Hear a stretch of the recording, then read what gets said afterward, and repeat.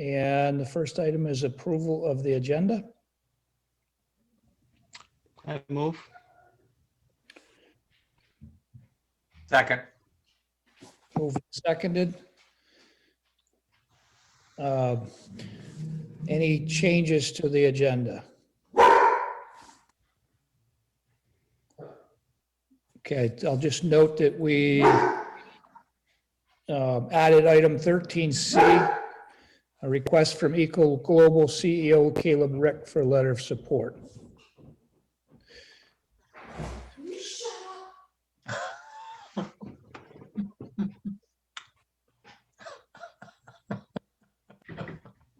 Ryan is muted again.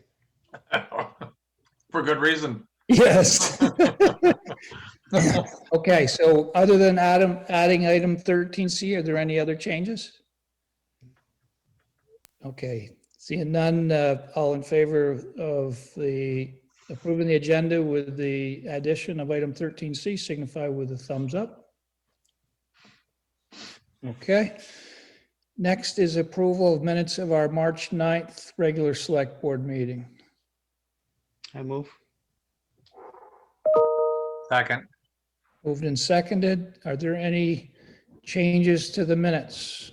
Yes, I think the check warrants are wrong. They were earlier today. Okay, The number in each box was the same. So okay. We'll verify that and fix it. Anything else? Okay, seeing nothing else, all in favor of approving the draft minutes with the one caveat, signify with a thumbs up. Okay.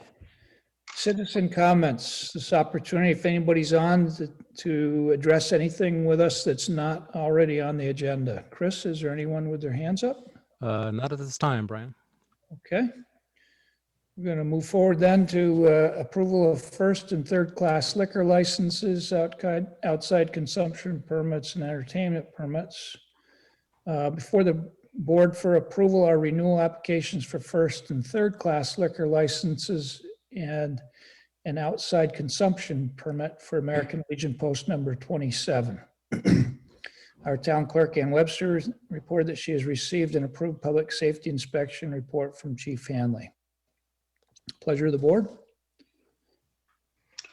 I'll move to approve applications for first and third class liquor licenses and an outside consumption permit for American Legion Post number 27. Second. Okay, any questions on that? Seeing none, all in favor, signify with thumbs up. Okay. Next is, that's not 7:10 yet. I'm going to skip forward. And Chief, if Chief's on, let's bring Chief in for the local emergency management update. Evening, Chief.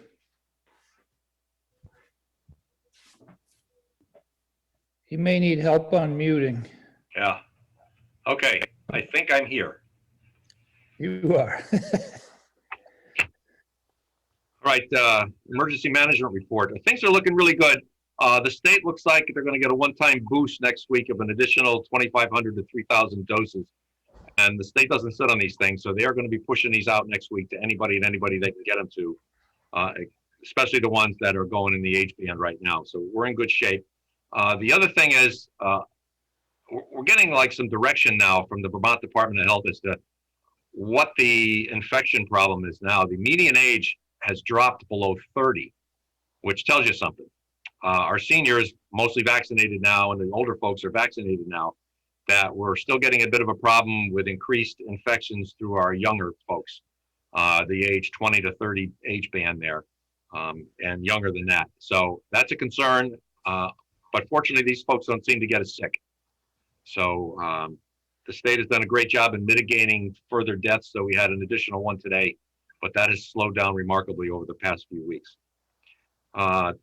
That's about it. It's good news about restoring service on the Amtrak, the Montrealer and the other one, the Vermonter. Vermonter?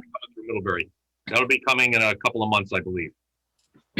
if you've seen the trains coming through, they're running tests right now on their trains. So it may look like the Montrealer or the Ethan Allen, but it's not. These are just training crews and getting them up to speed to restore rail service. Do you have the inside track, Chief? Or are you saying they're going to be bringing the rail up through to Burlington? Yeah, that's what they say. That's what came out of the governor's office.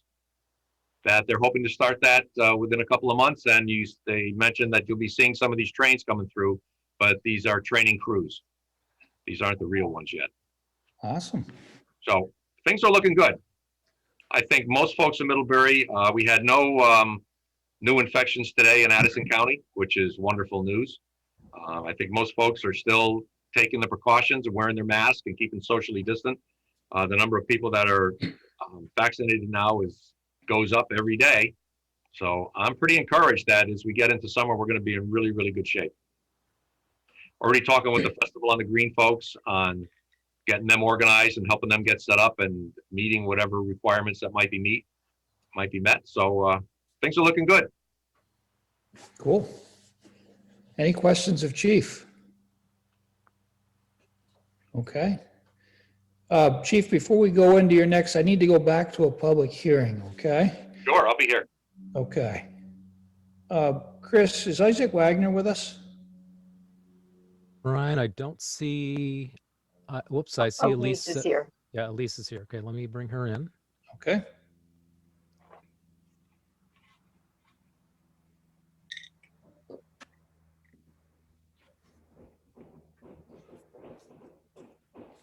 Good evening. Hi, everyone. Isaac had a conflicting select board meeting, so I am here on behalf of ACCT. Okay, well, that's fine. So let me go ahead and kick it off. Tonight, the Select Board is conducting a public hearing to take testimony on a proposed application for a Vermont Community Development Program, or VCDP, implementation grant that would be used to fund construction of a new septic collection and treatment system at the Lindale Mobile Home Park on Case Street in Middlebury. The Addison County Community Trust has asked the town of Middlebury to submit this grant application on its behalf and to act as the pass-through agent for the funds, should they be awarded by VCDP. You may recall that this same process was used a few years back when the town applied for another VCDP grant to fund the initial feasibility study for the Lindale Mobile Home Park septic system replacement project. That's a mouthful. Tonight's hearing is a required element of the VCDP grant application process, and its purpose is to obtain the views of citizens on community development, to provide information on the potential impact to any historical and archaeological resources that the construction project may have, and to give affected citizens the opportunity to examine how the grant funds, if awarded, would be used. In a moment, I will turn the hearing over to Lisa Schambacher and of Wagner Development Partners, who will provide a brief overview of the septic system replacement project and the total amount of funds being requested from VCDP. If you would like to ask a question or make a comment, please use the raise hand button at the bottom of your Zoom window. If you're participating by phone, press *9, and your name will be added to the queue in order that you raise your hand. When our Zoom meeting host recognizes you, please unmute your microphone and then state your full name for the public record. With that, turn it over to Lisa. Thanks, Brian. I apologize. I should have introduced myself earlier. I'm Elise Schambacher, and I'm actually the Executive Director of the Addison County Community Trust. We own Lindale Mobile Home Park and are sponsoring the project and have contracted with Isaac Wagner, Wagner Development Partners, as our project developer and project manager. We have also engaged Otter Creek Engineering to conduct the engineering study that was paid for largely with the planning grant that Middlebury supported last year and the year before. So we thank you very much for that. The end result of that grant was a feasibility study, approximately 30% drawings for a community septic that would be able to serve all of the 67 homes in the mobile home park. Part of this application, we're ready to move forward with our funding applications. The total project is going to cost almost $3 million. We'll have a better sense once we get through design development and final design. We are requesting a vcdp grant of $700,000 towards that project cost. We are trying to acquire or rather be awarded a larger dollar amount in grants so that we can reduce the amount of money that we need to borrow and finance, which would impact lot rent. So ultimately what we're trying to do is minimize the impact of paying for this new community septic system on residents and keep lot rents affordable, as it is an important source of workforce housing in Middlebury. I guess a quick note on timeline. We are applying for this vcdp grant April 13th. We would expect a decision from vcdp in June. It will be almost the final piece of funding that we are going for. We would hope to close on all of our funding sources in the fall, bid in the fall, and then hopefully construct the community septic in the spring. And one of the most urgent pieces of this project, while it's been in development since 2017 or so, I should mention, is just the history of poor soils and septic systems in the mobile home park that date from 1968 in many cases, are simply past the end, in many cases well past the end of their useful lifespans. We are having to pump them, some of them on a weekly basis, which is obviously not sustainable to avert failures. So this project is going to address the sanitary conditions in the park and bring it up to modern codes so that the residents have safe wastewater treatment. Okay, thank you, Elise. Are there any questions, Elise, from the board members? Dan? Yeah, Elise, just out of curious, how many mobile units are in the park? It is fully occupied, so there are 67 owner-occupied mobile homes. We own the lots, and the residents own their own homes.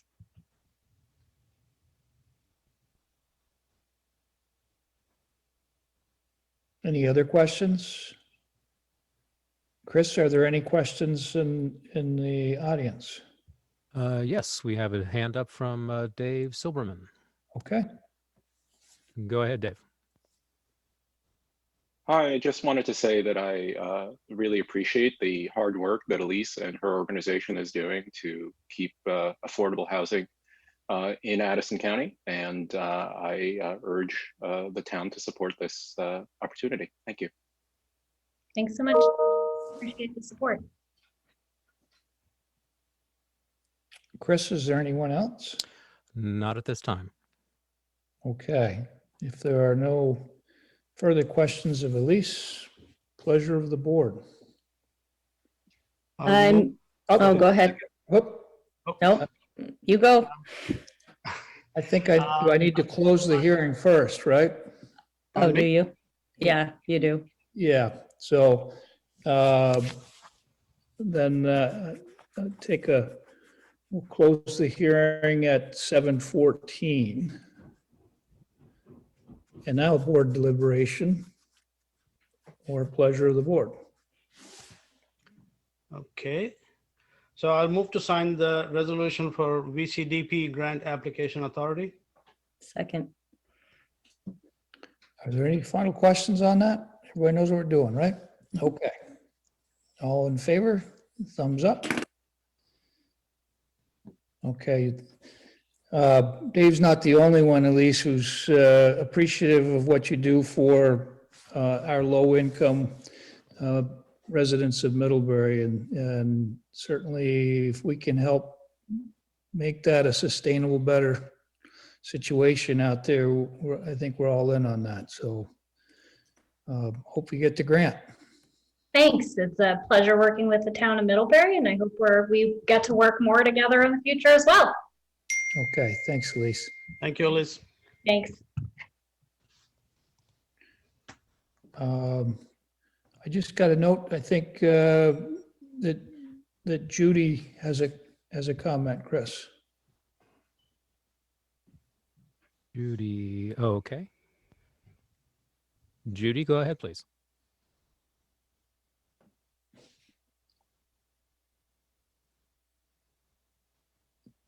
Judy, you're muted. If you're referring to me, I don't have a comment. Okay, Sorry. okay, okay. All right, we're going to move on. Then we'll bring Chief back. And Chief has got some Public Health and Safety Committee stuff to pass through us here. Right, number one is the stop sign that was erected during the railroad construction to help mitigate the effects of the increased traffic load on Seymour Street going into the bridge. That stop sign had an expiration date on it. At the end of that part of the construction, I believe in October, the stop sign was removed. We had some questions as to whether that could be put back up, more for speed control than anything else. It's on the approach to the bridge where traffic has to naturally slow down anyway. So we did a traffic study up there, and Mike Winslow from Regional Planning helped us with that and collected some traffic data. Really the traffic flow and numbers out there don't come close to meeting the warrants required to erect a stop sign. In other words, you need 300 cars at the peak hour or any hour in any 8-hour period going on Seymour Street, plus 200 cars from any 8-hour period coming off of Seymour Street extension. And neither of those come close. The highest hour on Seymour Street was 181 cars. The rest were far below that, somewhere in just single or double figures. So we found that we didn't meet the warrants for a stop sign, and it would be difficult to put a stop sign there that met the warrants. Anytime you do that, you just create problems where people ignore the stop sign. So our recommendation was to leave it as is prior to the construction and no stop sign. I find it hard to believe you had an hour with 181 cars on that road. Yeah, it's at that hour between 4 and 6. Wow. That's 3 cars a minute, really. It's not 3 or 4 cars a minute, which really, when you think about it, isn't too bad headed to Weybridge and points going the other way. Right. If you want me to just run through these? Just run through them. Okay. Franklin Street was another railroad project reconstruction or reformatting of the road. I queried public safety. We brought it up at the MICE meeting, asking if they had any input they wanted to give us regarding either retaining Franklin Street as one way as it is right now or returning back to the 2-way. It was the consensus of the Public Safety Committee, or not the consensus, they voted to recommend that the road remain as is, one way with the increased parking on both sides of the street. We looked at that intersection of Franklin Street exiting onto Academy Street as being a bit of a traffic problem anyway, only because of the proximity to the intersection. The traffic light is working wonderfully there. Nobody's having exceptionally long queuing periods and traffic is moving, so why fix what isn't broken? And we recommend that stay as is, one way. And it gives us another 20 or so parking spaces in the downtown area. The other issue is we had some initial discussions and even a draft policy regarding cannabis retailers. We put that into the existing nuisance policy only because it deals specifically with if this particular retailer or alcohol purveyors became a nuisance, and that would allow us to deal with specifically those problems. The statute limits what the town can do in any event, and we're kind of on hold until the State Cannabis Control Commission goes through the rulemaking process.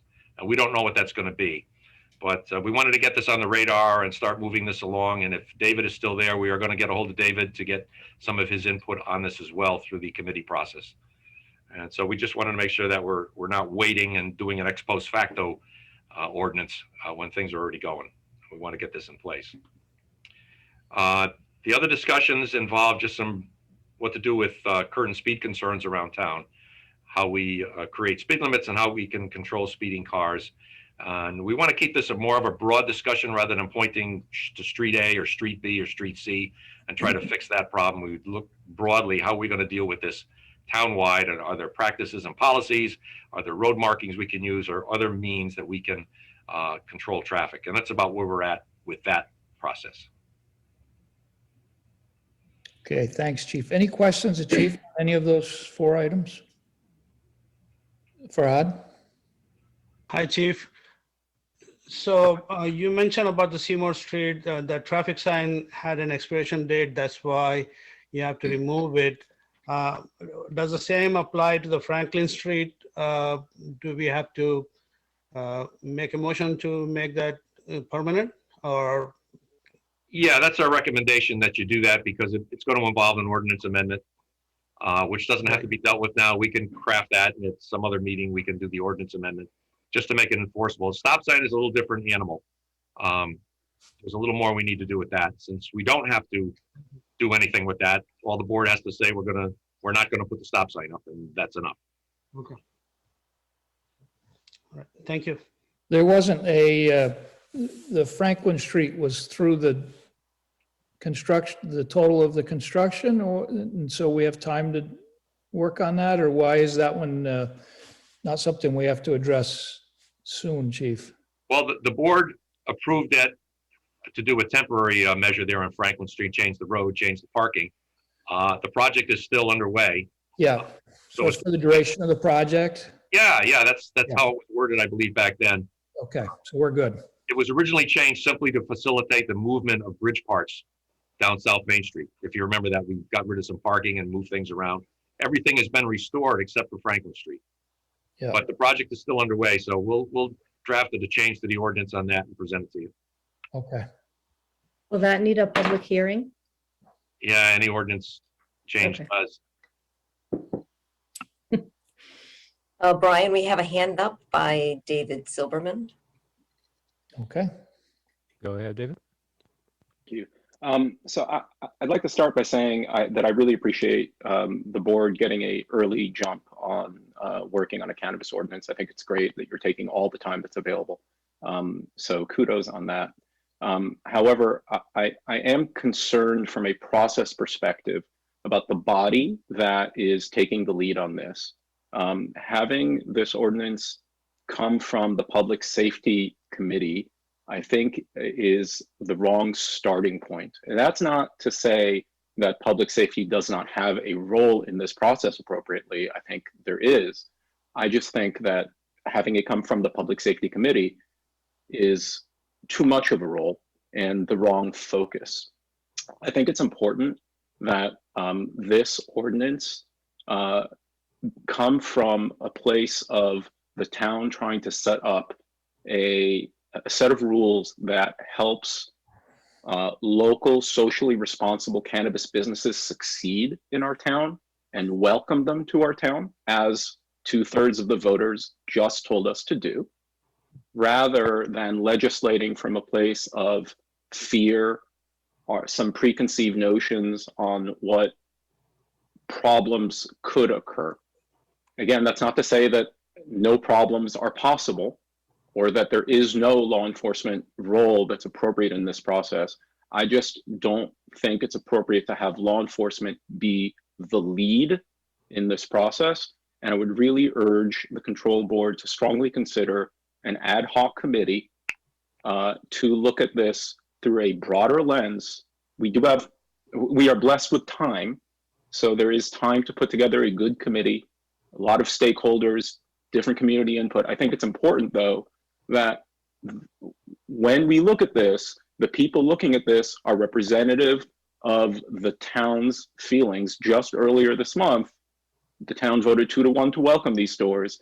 We should not have a body be writing these rules that is stacked against it. So, you know, and Chief, you know, I have all the respect in the world for you. I think you do a fantastic job. I just think this is the wrong job for you. So that's it. Thank you. Thanks. If I could just answer David. David, the committee is, I'm the only one on the committee that's from law enforcement. The committee is made of the Public Works Director, 2 residents at large, a selectman, et cetera, et cetera. So I'm the only law enforcement. It's Public Health and Safety is the committee. So I don't know if that assuages some of your concern or not. No, I mean, I know who the committee members are, Chief, Okay. and you know, and I've studied the draft ordinance that you put out there. I know it's just a starting point, but you know, and I don't think now is not an appropriate time to get into what's in the draft. But I think what I've seen confirms my concern from a process perspective of where this is going is not really where it should go. And I also think that this misses quite a few things that we should be looking at, because it focuses solely on retail and not on any of the other type of cannabis businesses that I promise you are coming to this town. I should say, and Brian, I think it's important to say at this point, that I come to you here as a private citizen, as a resident of Middlebury. I am an attorney, and I am an attorney for cannabis businesses.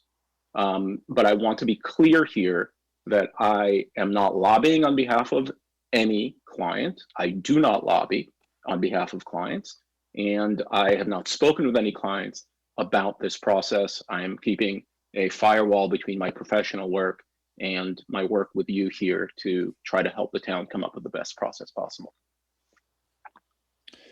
Okay, so I think rather than getting into the weeds on this tonight, this is a good item to add to our retreat is discussion amongst the board. The board hasn't even had a discussion on this yet, Dave.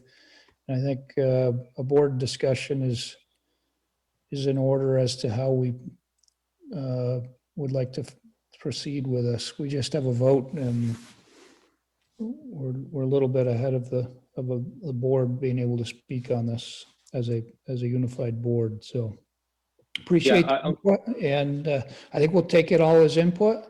And I think, you know, in this case, everybody's trying to be looking forward, and we have to do that if we're going to be prepared, but without even having any state guidance at this point, I think that's all we're doing is we're starting to prepare. And your point's taken. So, Dan? Yeah, I was just going to add something quick. I mean, we have an organization, we're elected officials, and we work through a committee thing. But I just want to express one bit of concern that Dave just said. David just said that he represents clients who are going to bring businesses to the town, although he's separating himself from them and speaking as a private citizen. I don't think that's possible. I'm concerned about our process here having significant input from an attorney who's representing businesses that are looking to come to town. That's just puts me in a very uncomfortable position. Well, Dan, I appreciate that. You know, I can tell you that attorney conduct is highly regulated, and lobbyist conduct is even more highly regulated. And I am following all of those regulations, and I'm acting in an ethical and transparent manner. Be happy to have a further conversation with you about that at your convenience. Obviously, I can't disclose to you the name of clients due to attorney-client confidentiality. Beyond that, all I can tell you is I've been working on cannabis legalization for going on 6 years now at the state. I helped write the state legislation. I know it quite well. I've never taken a dime from anyone in any of that work, and I never will. I keep a very strict separation between political activity and professional activity. Thanks, Dave. And I'm open for a conversation anytime, and I agree with Brian that the select board really needs to be discussing this more thoroughly and be better organized on this. So I suggest we just move on, and thanks, Dave. Okay. I just wanted to give one last opportunity. Were there any questions on any of the other three issues for Chief or Lindsay? I'm sorry.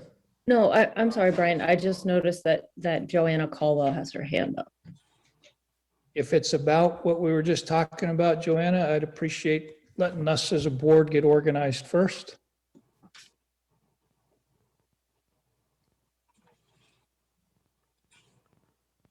Okay, that's fine. I just wanted to say that, separating law enforcement from cannabis ordinances now that the town has voted for retail cannabis in Middlebury is a good idea. So I just wanted to speak up in support of what Dave said. And I recognize that you do need time to organize yourselves around that issue, but I just didn't want to have Dave be the only person speaking up for that.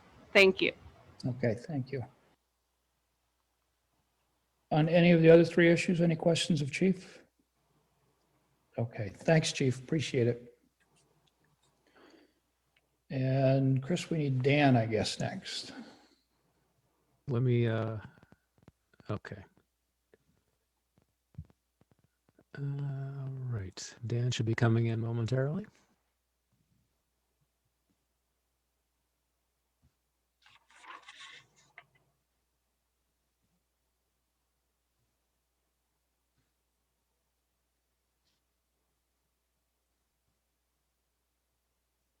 He's on dial-up tonight. Let's start video. You there, Dan? Yeah, I am, but the start video isn't starting, so come on. There we go. Hang on a second.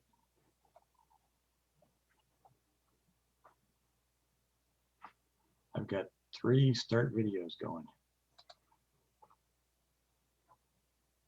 Well, if you can hear me, I will just start talking. Yeah. Because I've got, okay. Maybe this will clear out as computers catch up with reality. Okay. So the first topic of business is the change order for the PD building reuse project. VMS was the construction contractor for that. There's 2 change orders, number 8 and 9, to go over tonight. Number 8 is amount of $2,947. And that is for several items.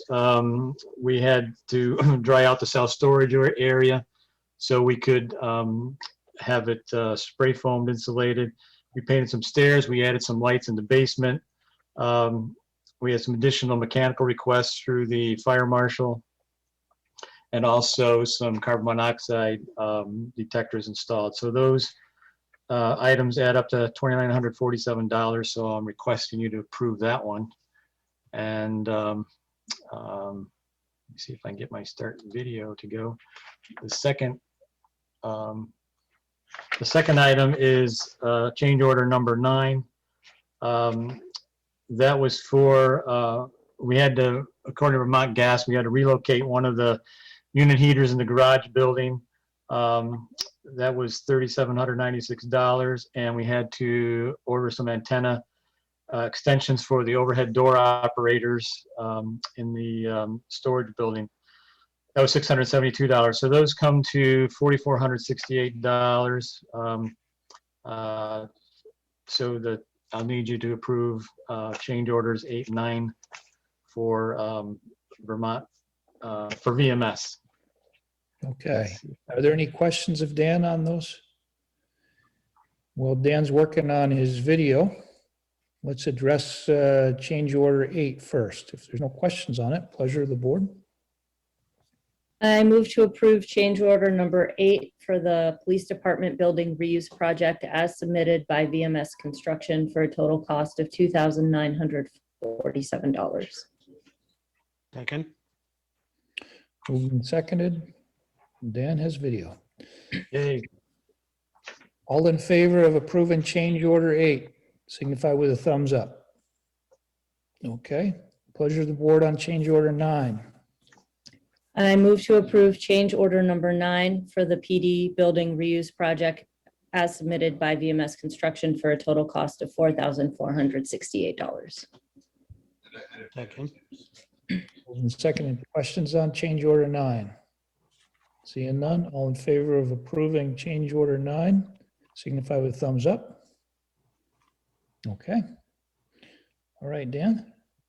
9B is was a change order for Vermont architectural, Vermont Integrated Architecture. I was still waiting for some information from Asher Nelson to give to you tonight for that. I don't have it yet, so we're just going to postpone that to the next meeting.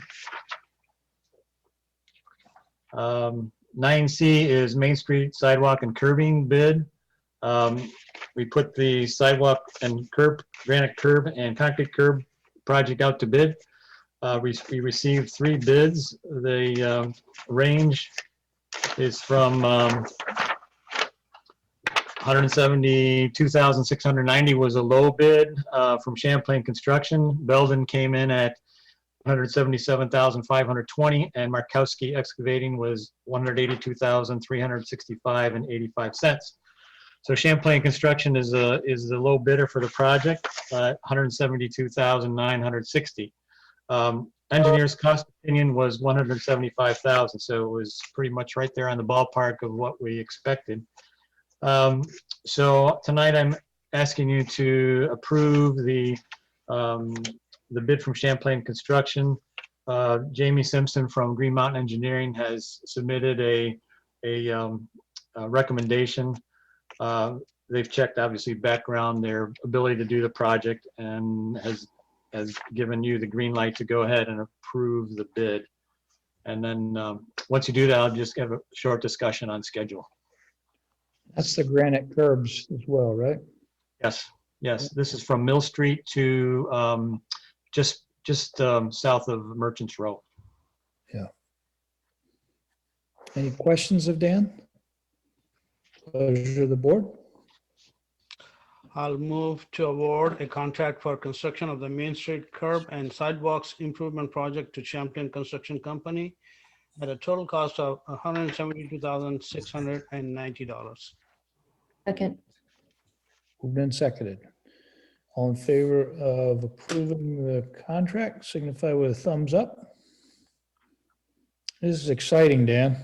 All Brian, about the timing. Oh, we got a question in the yeah, audience? Brian, I apologize. Judy Weiger-Gross has her hand up to make a comment. Okay. Go ahead, Judy. Okay. So one of the things I brought up at our infrastructure meetings is the need to change over sidewalks. Sorry. And even streets to permeable or pervious pavers or pavement. The Middlebury Tree Committee recently had a presentation by the head of Burlington's Department of Public Works, and they are slowly changing over their streets to permeable pavement and permeable pavers. These include St. Paul Street, down near the waterfront park, and also the park that's close to the old Moran Electric Company. And they are also changing how they are planting street trees, which I know is a different topic, but I think that's something that the town needs to consider. Yes, it is more expensive in the short run, but in the long run, I think it will be less expensive in terms of how often trees need to be replaced or pavement needs to be replaced, and it will lessen our impact on what flows into Otter Creek and then onto Lake Champlain. Thank you. Okay, thanks, Judy. Given that this is a stretch that doesn't have any trees and I think we need to address the motion on this, and then I guess a little short education to us, Dan, what you know about that. So we have a motion to award the contract on Main Street curb and sidewalks. And I'm going to take a vote on that now. All in favor signify with a thumbs up. Okay, first, the timing on this, Dan. Give us some good news. Yeah, they plan to get started in mid-May, and so if it goes all well, it should be done by July 1st, I think is the intent here. So fairly short construction period. Of course, this is going to be, somewhat ahead of the paving project on Route 30. So that's all well and fine, and they're aware of, the state's contractor is aware of our schedule. So Champlain is going to be doing the excavation and restoration, and Granite State Curbing or company is going to be doing the granite. So the granite professionals are going to be doing that. And a local contractor will also be doing the concrete work. So there's a fair amount of public contact that's going to be happening here. Jim Gish is already involved. There'll be some good communication. The public just needs to be aware there will be, one lane taken up by excavating material and trucks when it happens. So if you don't need to use Main Street when we get started here, folks, use Cross Street. That's what it's kind of there for too. So that's the schedule. Yeah, looking forward to get it over with, going and over with. Hey, Dan, before we move on, maybe tonight, probably not the best, but could you just, Judy mentioned something that she brought up on the permeable surfaces. Maybe shoot us if you've got any info on it so that anybody on the board who would like to educate themselves can read it. I think that's probably a better way to go about that.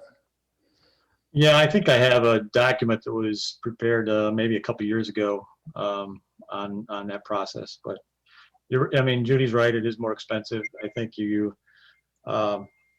needs to be a little bit of grain of salt from where you get the information from. Middlebury has a lot of Addison County clay.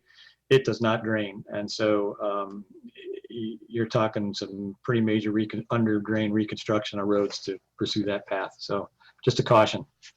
Some areas have gravels and that works pretty well. We're not so fortunate in that manner. But I can send you some things. Okay, thanks. Brian, Judy has her hand up again. Okay. Go ahead, Judy, please.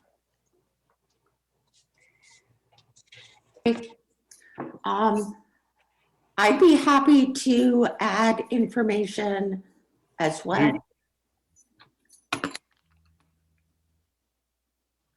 Am I not unmuted?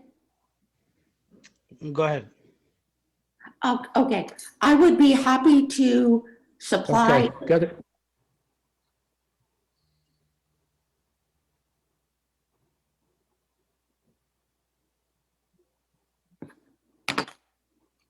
Is it Mike? I think Judy's saying she's willing to supply us some information as well. Yep. I think that'd be fine, Judy. Yes, thank you. Okay, thanks. Okay. Yep, Katy Road culvert purchase. Last year we did a large culvert underneath Katy Road. This one is called culvert number 1 just because it's the first one you come to from Route 7. That's all that means. So last year we purchased the culvert and material ahead of time because there's a lead time on it, and we can't be into the stream until after July 1. But for getting things scheduled with delivery and construction, we want to make sure we get the culvert purchased and so we can get it ordered. So we put that portion of the project out to bid just for the culvert material. This is basically a plate. It's a pipe arch, so it's like a squashed egg. It comes in plates and they're bolted together on the job site. So we had two bidders for the project. One was from Lane Enterprises. They're out of near Boston Spa, New York. The other one is Contact, who supplied the culvert last year. They're out of Massachusetts. Lane Enterprises, and I'm going to include the assembly price because that's the most efficient way to do it is to have the company who builds it or who makes it bolts it together. Excuse me. So the total price from Lane Enterprises was $60,400. Contact was $78,260. So I'm requesting the board to approve Lane's bid for the $60,400. And then we'll have Kathleen sign a purchase order so we can get that down to Lane so they can get manufacturing and get it scheduled.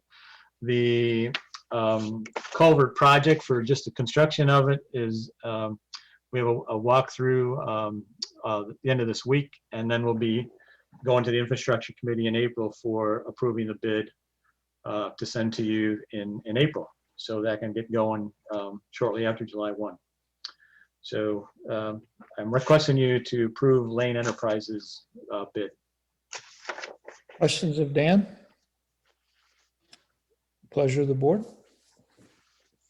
I move to award a contract to Lane Enterprises for the fabrication of the pipe arch for the Katy Road Culvert project at a total cost for material and assembly of $382.80. Second. Wait a minute, that should be 60,400, I think. What did you Should say? it? No, you're right, 60,382.80 was the quote on the sheet, sorry. You rounded Yeah. up in your head. Yeah, you got it. Okay, we have a motion and a second. Any questions before we vote? All in favor signify with a thumbs up. Okay, Dan? All right, thanks. The next item is a change order request from SLR International. It was formerly Malone and McBroom, the engineers for the East Middlebury River Flood Mitigation Project. So their request for change is for $15,000 in additional bid phase services. And there's I think you should have a copy of their request in your packet. So 12,000 of that 15 was for administration and development of front-end bid documents using the format that the state of Vermont requires for the Clean Water State Revolving Fund process.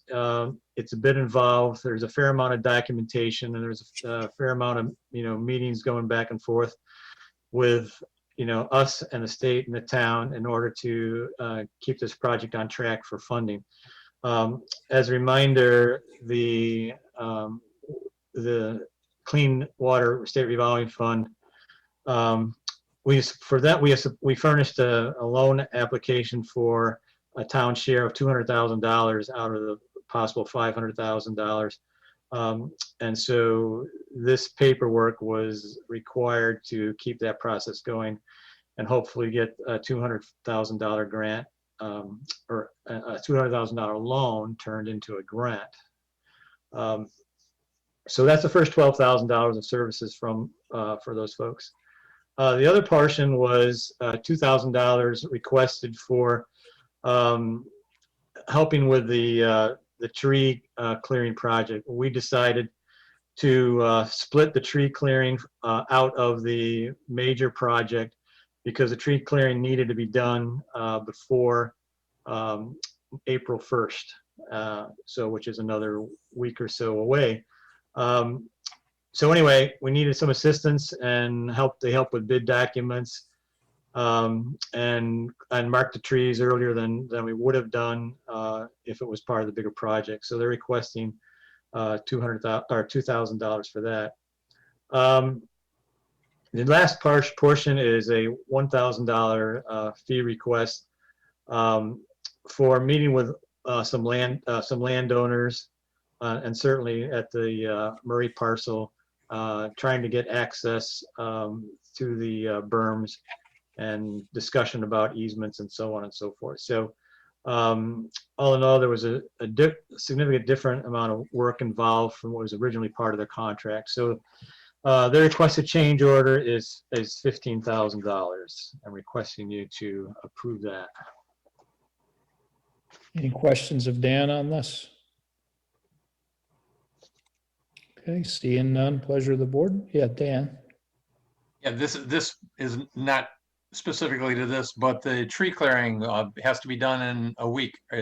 Are they onto that? Is that going to be accomplished? As far as I know, we've got a meeting tomorrow morning to look over the trees over at the Murray parcel. I guess there's still some equipment that might be in the way, so we're going to sort that out tomorrow morning. But look, hopefully we're still going to be on schedule. Thanks, Dan. Farhad? Yeah, I'm just, Dan, I'm just curious about the $12,000 for paperwork. I can imagine there's a lot of paperwork, but $12,000 seems a lot of paperwork. Yeah, it does. There are this CDC format is probably, I'm going to top of my head, about a 98-page document. And so they had to take some of the previous work that they had done and had to match into the EJCDC document. And I got to tell you, it took a while to do.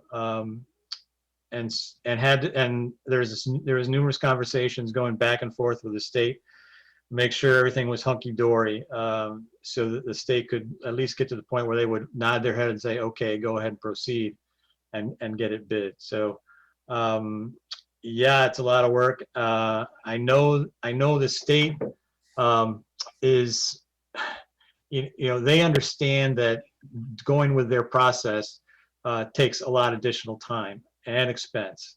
And they do, I want to say reward, or they do fund projects with that in their mindset.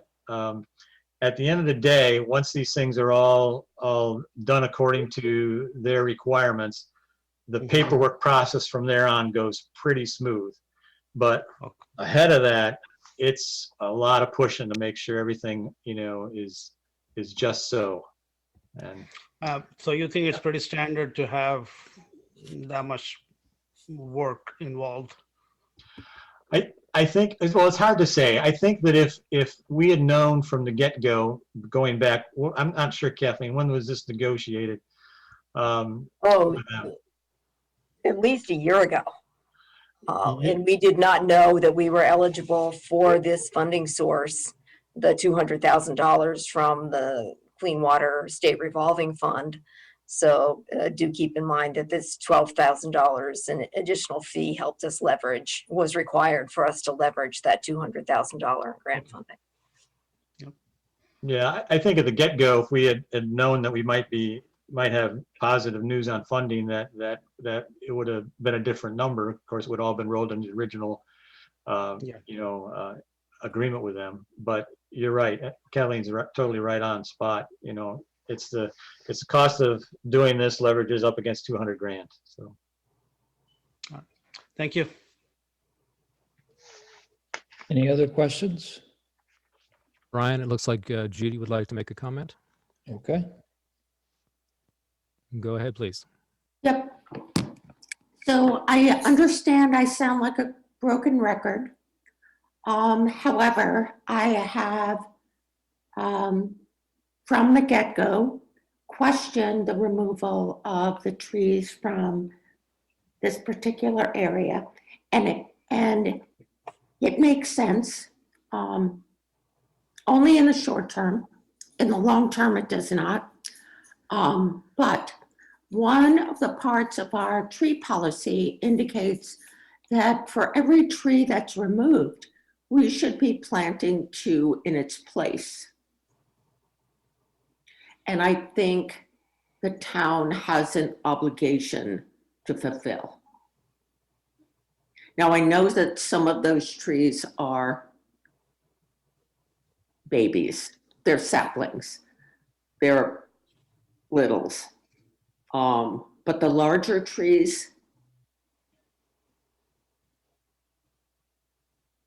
I think the town is obligated to find a place to plant 2 trees in place of every one that is removed. And if the organization that is cutting these trees down can come up with a list of, you know, if they're more than 2 inches DBH, when you cut them down, keep track of that, and then they need to be replaced. We are removing our urban canopy at a faster rate than it is being replaced. The tree committee is doing everything they can to mitigate that situation, but we are removing trees at a faster rate than we are replacing them.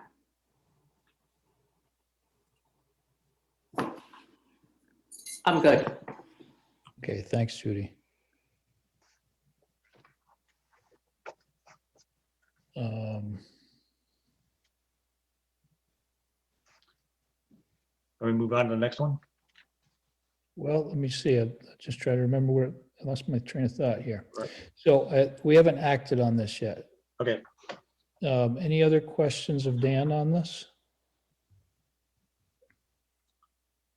Okay, then pleasure of the board. I'll make a motion to approve the change order submitted by SLR International Corporation for additional engineering services performed for the East Middlebury Flood Resiliency Project at a total cost of $15,000. Second. Okay, any comments on it? I have one. Yeah. Quickly, just regarding what Judy's talking about, and maybe Dan can answer it. Of the areas where we are removing trees, are there any areas where, or how much of that area could they not just regrow? Well, I don't have the numbers of trees or saplings that are going to be replaced, but there are some. And so these are 3 main areas along the river. The trees have to come out in order for them to do the rest of, or the repair of the berm, and do some other bank stabilization further north, or upstream, I should say, east. So there are some saplings that do get replanted.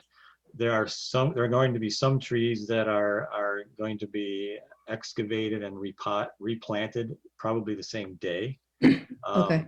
There'll be a handful, and Roy and Brian from SLR are going to work with a contractor to do that. Not the tree contractor, the excavating contractor. So there will be some that will be saved. So, you know, again, I don't know the numbers, but it's not just rip everything down and walk away. There will be some restoration. Okay.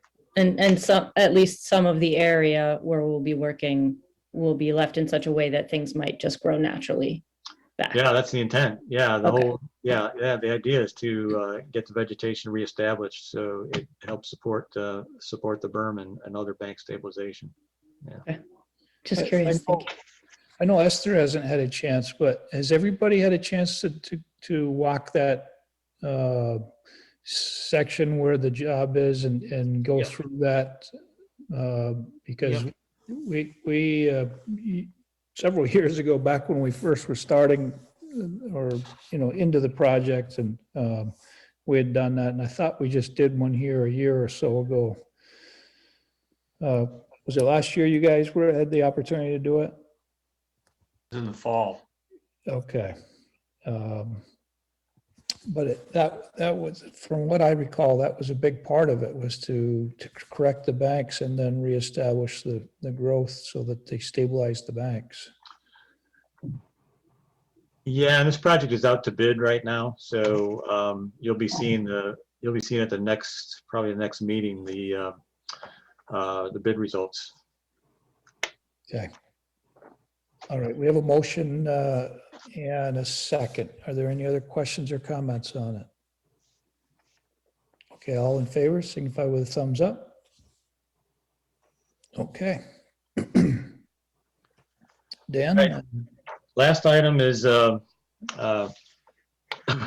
request to approve a highway department truck purchase.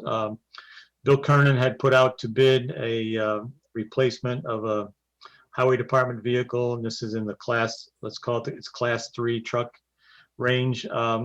He sent out bids to 6 possible bidders. He got 2 back from the local vendors. I believe you have a summary in front of you. The bids were from Stone CDJR for a Dodge Ram 550 truck, $45,106.63. The other bid was from G-Stone Motors for a Ford 550. That bid was $47,955.63.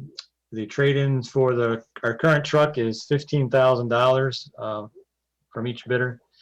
And so the prices that I just gave you includes that trade-in. So Bill's requesting that you approve the bid from Stone CDJR for the Dodge Ram 550. And with extended warranty, that is that's $3,164. So the total price with warranty is $45,106.63. Questions of Dan?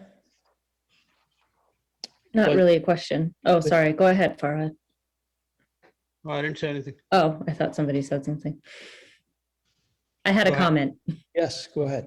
Yeah, I was just going to say somewhat on behalf of the Energy Committee that they have been working to look at more, energy alternative vehicles. There are starting to be this class of truck available. They're wildly expensive, but the process working with Bill and Dan both and the Energy Committee has gone really well. And I know at our last meeting, we were just looking at forming a subcommittee of people who would just be trying to pay attention to public works equipment, because things are changing really quickly. So I just wanted to say that at this point, we're not there yet, but we're keeping our eye out. Yeah, when you talk about switching to electric vehicles, one of our manufacturers just invested in a new electric tractor company that's developing electric tractors. So I think we're 5 years out or more, but it's coming. Farhad, you had a question, comment? Yeah, just a comment on, it seems like it's becoming routine that only Stone and G-Stone is responding to our bids. Is there something else we should do to attract more competition on this bidding? I don't know what that would be. I can guess that bidders who would sell the same vehicle as a dealer in town, probably out of respect for dealership, and there may be even some internal issues with competing against people in within the wider corporate arena. Why they don't submit, I don't know, but it's been a kind of a thing for a long time. They tend to stay clear from other dealerships in a local area. So when I go to purchase a car, there's no car salesperson who don't want to sell me a car, and this surprises me that these dealership for $50,000, $100,000, they're not interested in bidding for something like this. Well, one thing that just that might help a little bit is a lot of the manufacturers have municipal programs, municipal discounts, and so they're all basically on the same basis of cost, and they're not. We don't make that much money selling to municipalities typically. It's more for the exposure and especially those of us businesses local, just wanting to try to help our towns.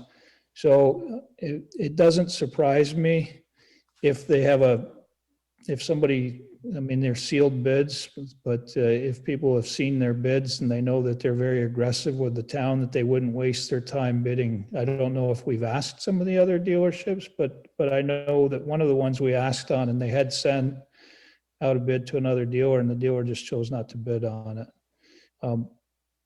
Secondly, I did talk with Todd, because it was two times previously here, we've had comments on them bidding, and he lets the stores bid separately.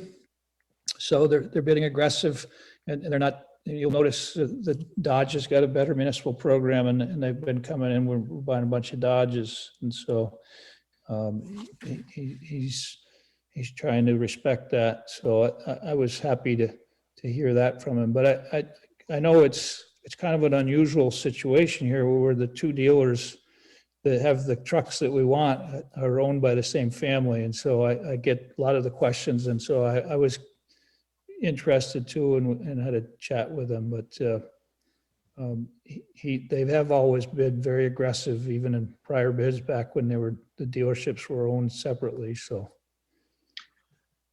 And if I can add a comment about the Dodge and municipal discount. Dodge has not that we get to see it, but they have had municipal discounts internally for many, many years. So as long as Dodge can meet specification, they're probably going to be cheaper than a Ford, just how the Dodge structure is.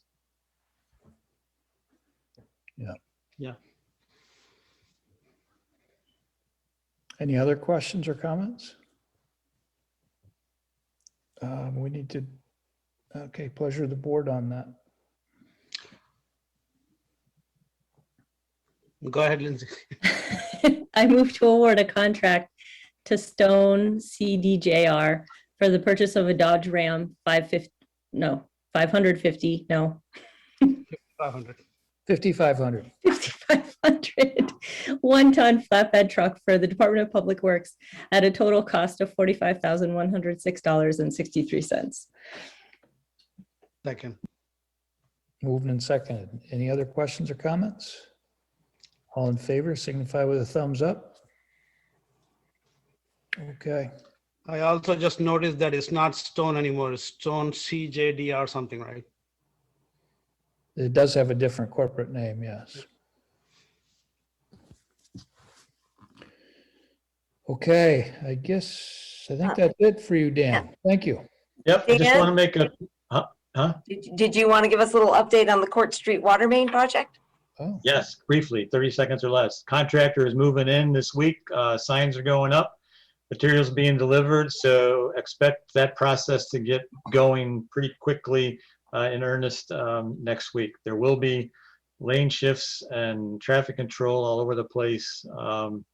So we're underway, folks, and the final completion is scheduled by July 15, and that means for everything wrapped up. The majority of the construction is going to be end of April, May, and then early June. So there we go. What is the affected stretch of the road for this construction? What is? Yep, they're going to start on Court Street at Cross Street and go north. It'll be the southbound lane of Court Street. So that's where the existing water main is. What you're going to see in the early days here is some temporary water run on both sides of the street, because the old water main is coming out and the new water main is going back in the same trench. It's the only place we can put it. It'll be a little period here before they actually start digging for water main. But starts at Cross Street and then goes north. Have we, oh, sorry, go ahead, Dan. Okay, I'm just wondering if we've communicated with the school, since it sounds like it'll probably affect walkers. Oh, good. We were on the same wavelength. I have a little bit more to add about that. The school crossing guard is, from my understanding, the fabulous lady that stands in there and waves to me every day is not going to be there for about the next 6 weeks, that I understand. Yes. And so that brings up a huge concern about children going to school right through the construction area with no crossing guard. Right. So I spoke with the principal today. She told me that I'm going to look at some timing of the Mary Hogan South signal, give them a little bit more time to get out, I guess. The kids will be relying on the push button to get across there. So that part should be okay. The school is absolutely aware of it. We're going to be using part of the parking lot for pipe and materials right there behind the Champlain Farms gas station. Bob Harrigan from Otter Creek Engineering, he's met with a college on their building, the housing building across from Dunkin' Donuts, and he's kind of all over it. So a lot of communication, in person by Robert to these folks, let them know what's going to happen, what's happening. So Maybe for a couple hours a day, somebody could step up and be a crossing guard somewhere in there. Surprised one of the teachers doesn't go out and do that. I'm surprised the school hasn't thought. You Gotten probably have somebody, to yeah. have training for that though, right? Boy, that's a school issue for me. Would think they would handle that. Maybe they will. I mean, I could volunteer, but I imagine they have to vet everyone. I don't think I can just show up and, Background check. yeah, We'll vouch for you. thanks. Was there something else, Dan? Some That's hidden it. news or something? Okay. that's it. There you go. Brian, before you move on, it appears Judy would like to make a comment. Sure. Go ahead, Judy. I apologize for being like the proverbial thorn in everybody's side. However, given what educators have had to deal with during this pandemic, to suggest that they now have to deal with something additional, like crossing kids on the streets, I find that insulting.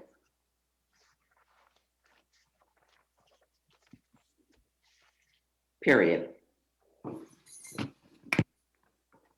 Well, I'm sorry you take it that way, Judy, but when a parent turns their child over to the school, in my mind, until the parents get the child, I think the schools, I'm not saying that every teacher has to be out there, but it's just my belief too, and I would disagree with you. I'm not trying to be rude to the teachers. Well, and again, you turn your kid over to schools, but that does not absolve you as a parent and the rest of the community for their responsibility. This is a group effort. It's not just the responsibility of the school. Well aware of that. I was president of the Parent Teachers Association, so. Jesus. Can we move on?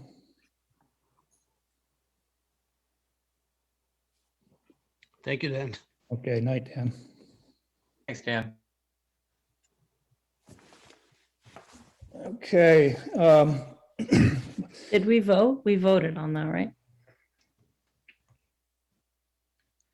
I don't think we voted on that. We're through voting. That was just an extra question that you and I had that we were talking. Yeah, we did Oh, vote. okay, we did vote on the last thing. Okay, just checking. Sorry. Do we want to vote again, just in case we didn't vote? Okay.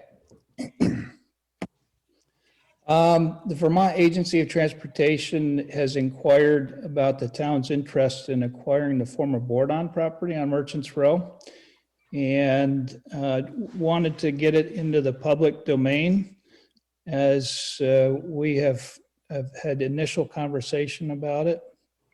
And so I'll read this into the public record, and we can begin a public discussion in the town of Middlebury.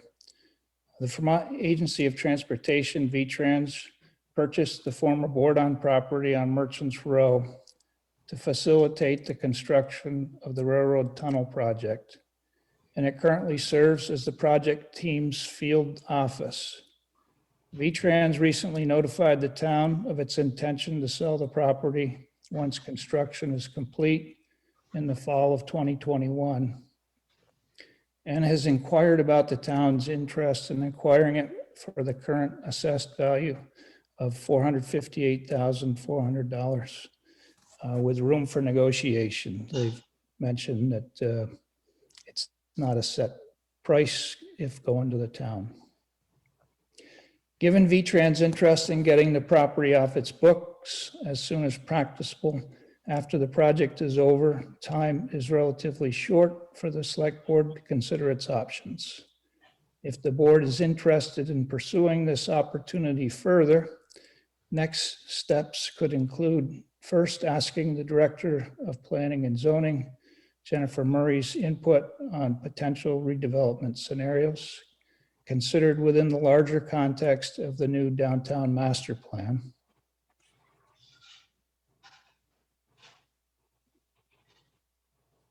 And two, asking potential negotiating points for lowering the price of the building. And so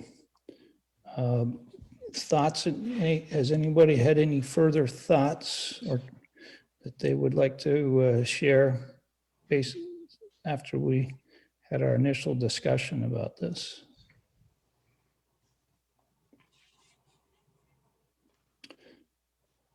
Dan?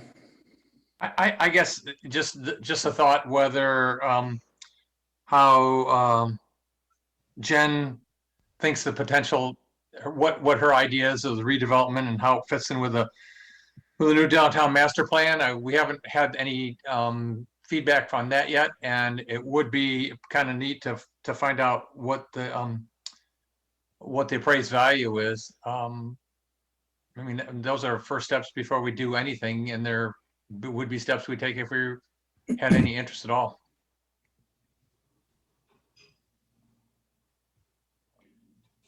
And Kathleen, have you gotten an idea what the timing would be as far as being able to get somebody to look at that for appraisal? My thought was to have our town assessor go in and review if there was any opportunity for what she saw as weaknesses in the building to use as a negotiating approach. And she'll be heading out on inspections starting April 1st for other properties, so she may be able to fit that in relatively soon. Okay, that'd be good. What's Jen's workload like as far as being able to provide? And Jen is fully prepared to respond in short order on the potential scenarios. So is the board okay with those first two steps? Yeah, I think that should be the starting point. Yeah. Okay. All right, well, let's, then we'll turn it over to Kathleen to shepherd those first two steps. And if there's nothing more, then we'll go on to a letter from the Dutton Estate regarding that potential 45-acre woodlot. So a representative for the Dutton Family Trust recently contacted the town about its potential interest in acquiring a 45-acre woodlot owned by the trust on Seminary Street Extension.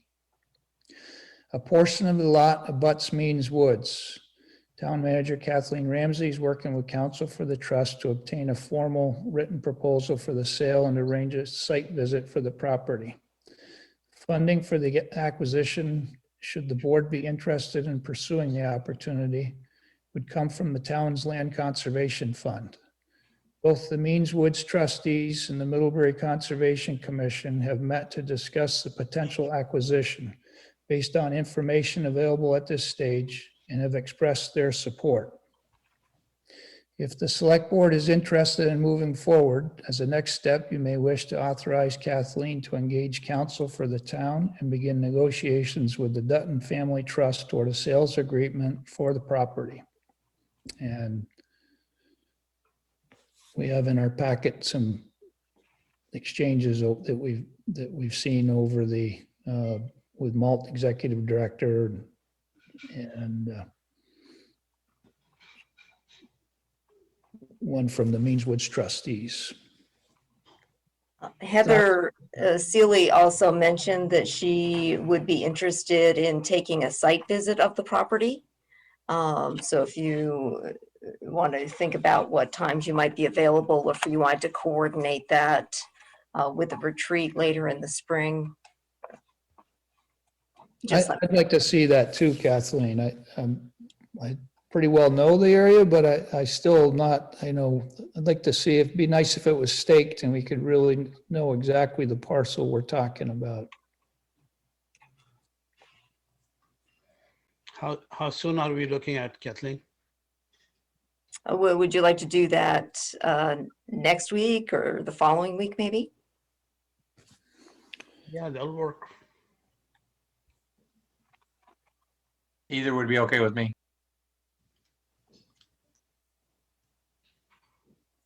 Same. Me too. Sorry. Next week is starting to fill up for me, Kathleen, but that week of the 5th looks pretty open.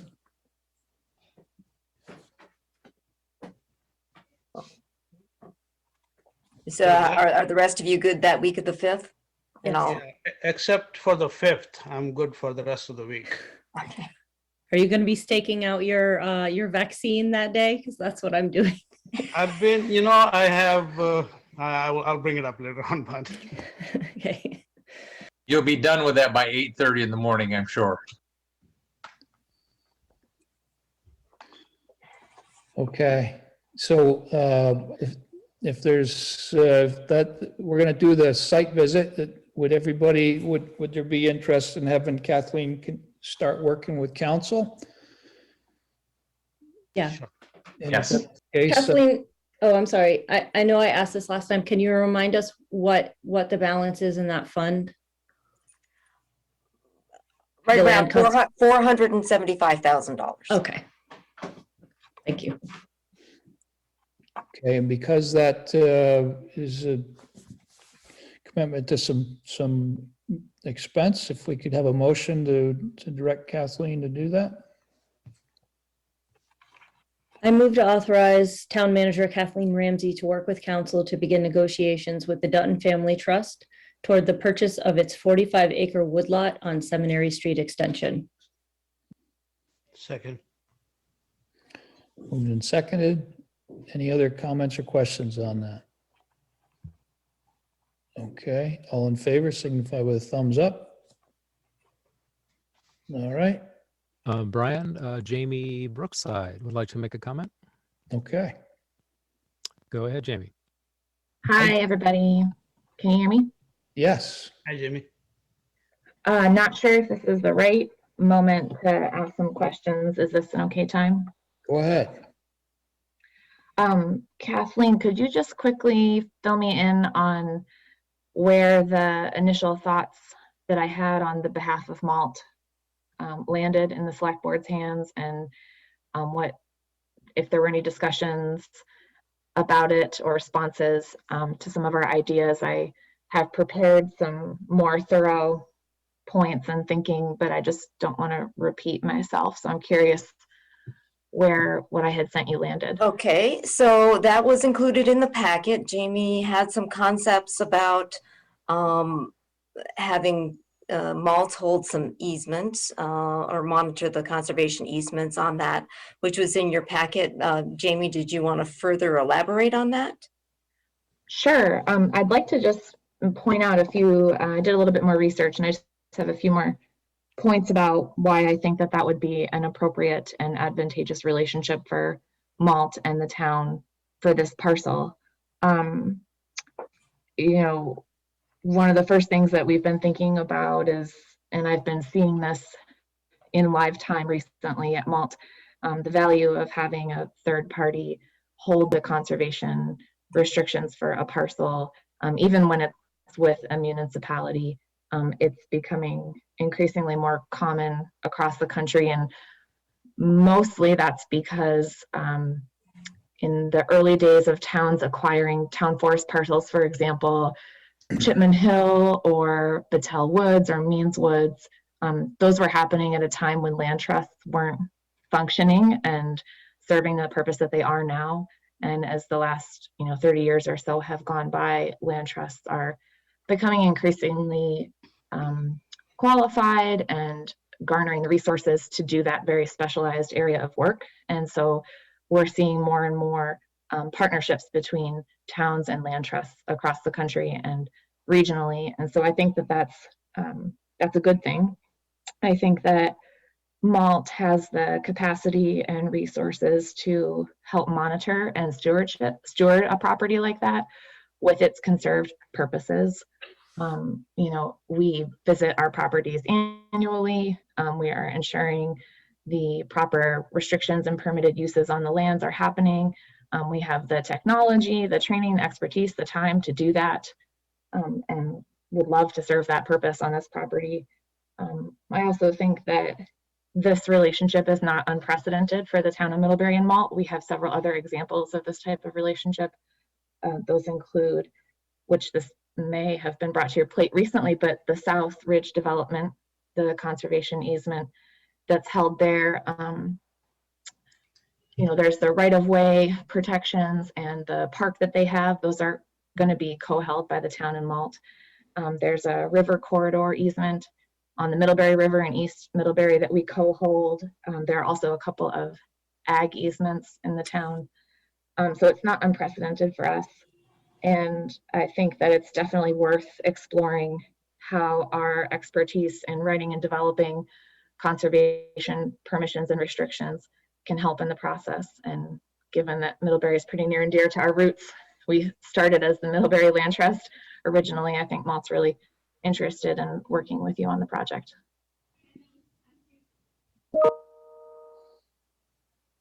Any questions of Jamie on that?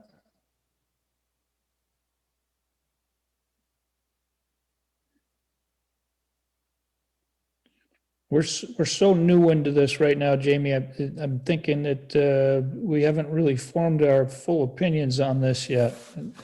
I think that's good feedback and good food for thought.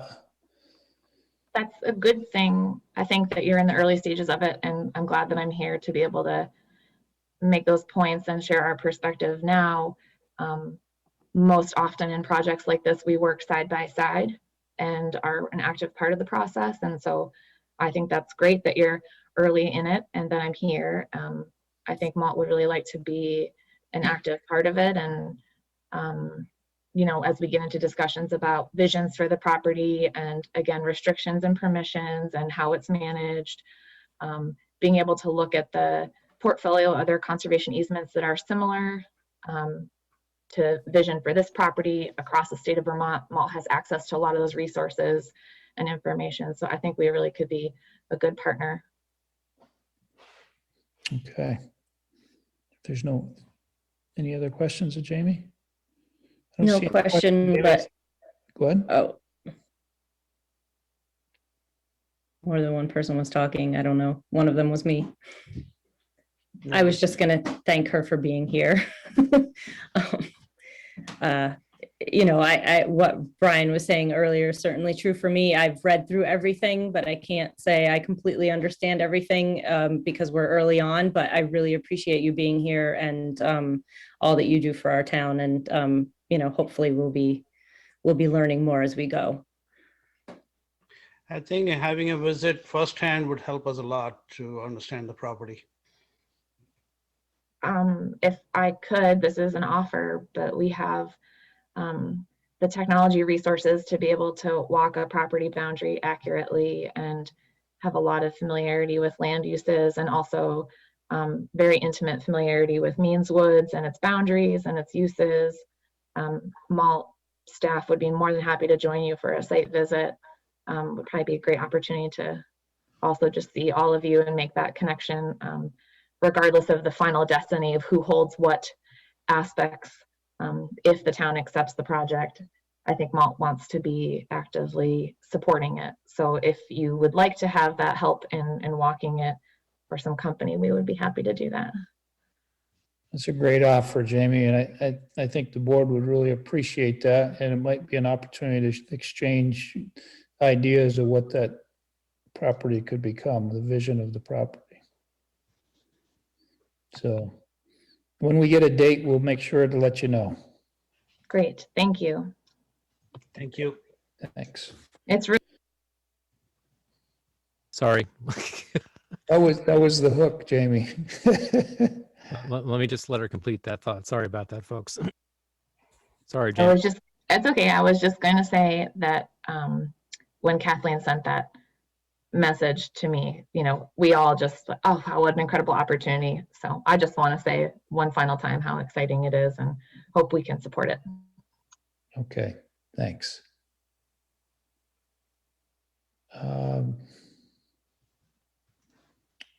So next is grant applications. Is Leslie with us?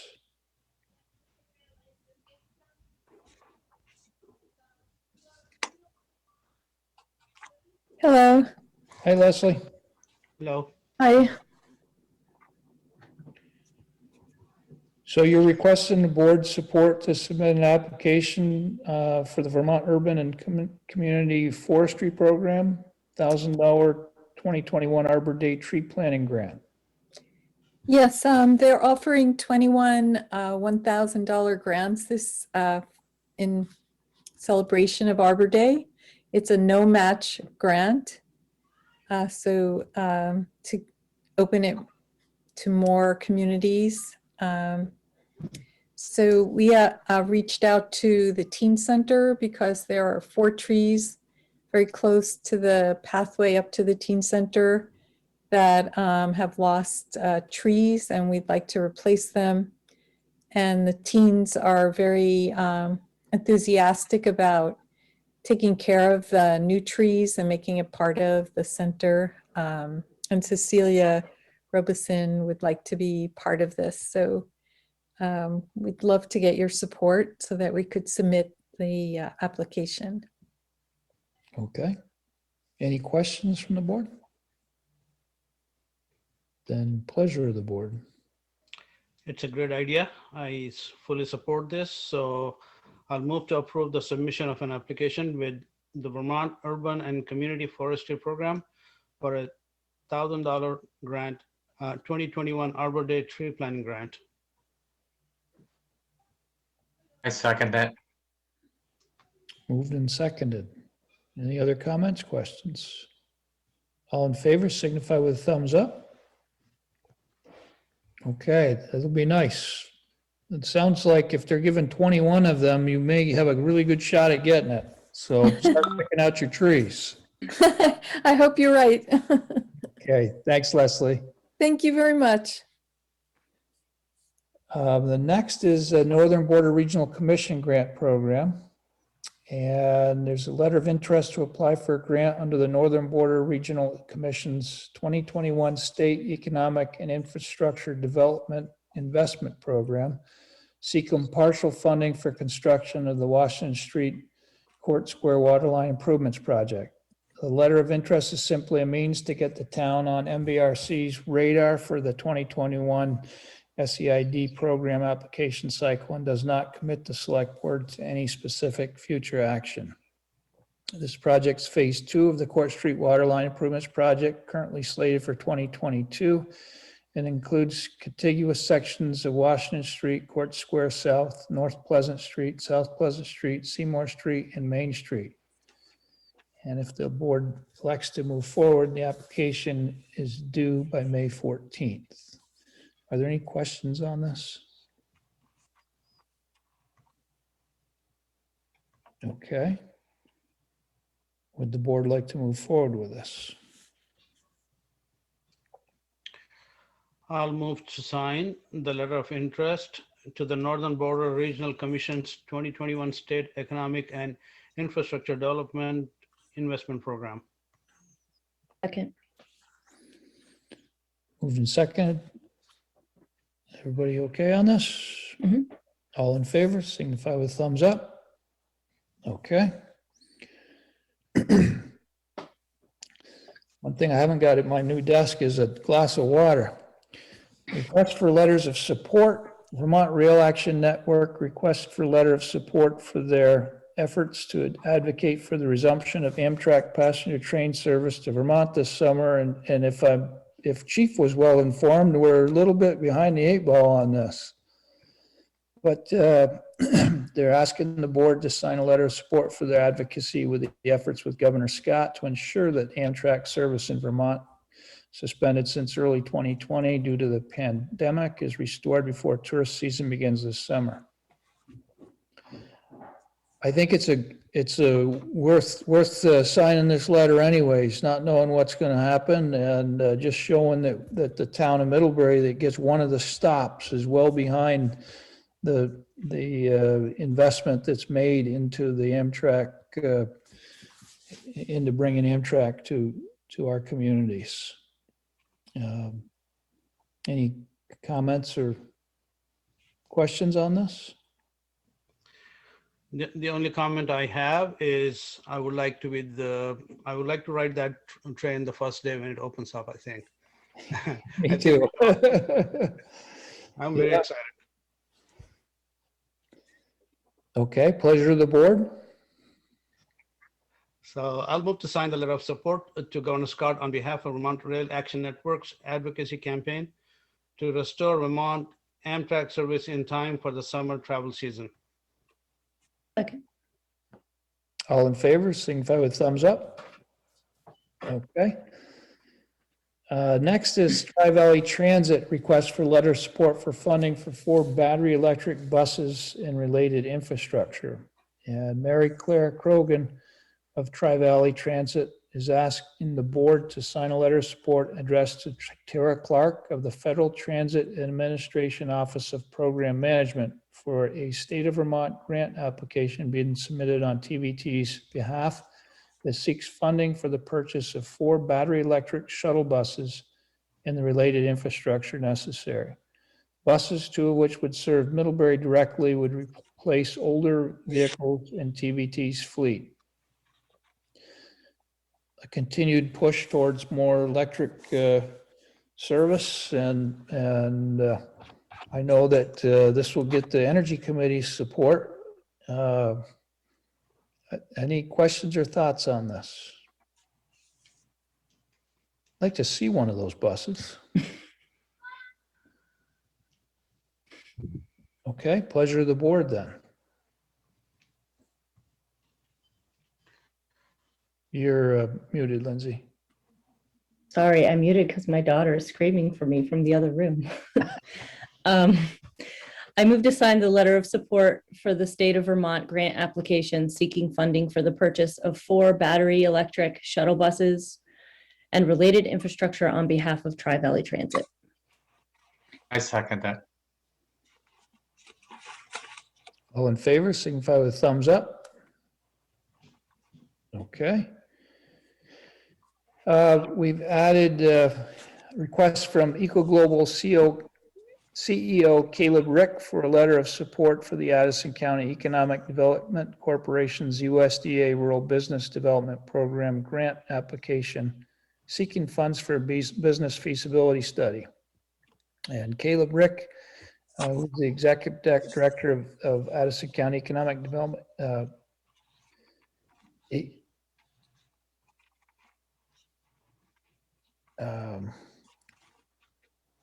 he asked Fred Kenny,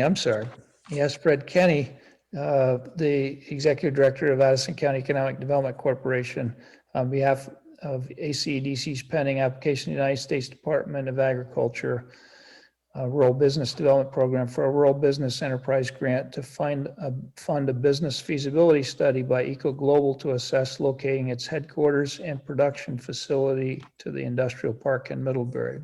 And those of you who are newer on the board may not have met Caleb Rick yet, but the business that he's seeking to develop in headquarters in Middlebury is a plastics recycling business that basically recycles all those like plastic bags and all that type of finer plastics, and turns them into like ground mats and other usable forms, and so that they don't just go into the landfills. And those are reusable, like the ground mats. When you see the electric companies working out over, in a field, a lot of times they have those big wooden ground mats. These are lighter, easier to move, and reusable. And he's tested them. He's tested a number of different products that are formed out of this, and so they are being used in other areas, but he'd like to bring it to the U.S. Right now, they're just imported; they're not produced here, as last I heard, and so he'd like to have that business headquartered out of Middlebury, and so he's looking for a feasibility study to drive, so they could show that to potential investors to get the money to produce, to build the company here. So he's asking for us to sign a letter of support, saying that we would support his initiative. Any questions on that? Pleasure of the board. I'll move to sign the letter of support to Addison County Economic Development Corporation for its application for a rural business enterprise grant on behalf of Eco Global LLC to fund its business feasibility study. Second. All in favor, signify with a thumbs up. Okay. So next is the board subcommittees and representative appointments and appointments of Addison County Solid Waste District. Opportunity to make board member assignments to town committees, boards, commissions, task force, work groups, and regional organization boards. And so if we look at what we had in 2020, if we just start right at the top, the Personnel Committee, Victor is no longer on the board. Is there someone who would like to take Victor's space? Dan, would you like to stay on the Personnel Committee? I'm fine. We meet once every 3 years or something. Well, yeah. No, I'm fine with that. Personnel Committee is an ad hoc. Lindsay? No, I'm sorry. I didn't want to, I'm just wondering, since we're missing 2 members, do we have feedback from them? I don't want to sign up for something that somebody else wants to do. That's a good point. I think they both have their spaces, and certainly we could juggle a little bit if they, and I can get back to them if there's one up in like, I'm looking at one of the other openings. There's not a lot of openings really. So if everybody's happy, I know Heather has got her hands full and doing a good job chairing the infrastructure committee. That's a big lift. And Nick is passionate about the safety, health and safety, and has now started getting involved with the committee on the downtown work. And so I think they both have their plates full for this year. I don't think we have. I think he's also passionate about the MRAMs. He's part of that. Yeah. Yeah, he'll be busy with those things. I just wanted to be sure neither of them had said they wanted to change something, but they're both happy where they are. They have not vocalized that to me. Okay.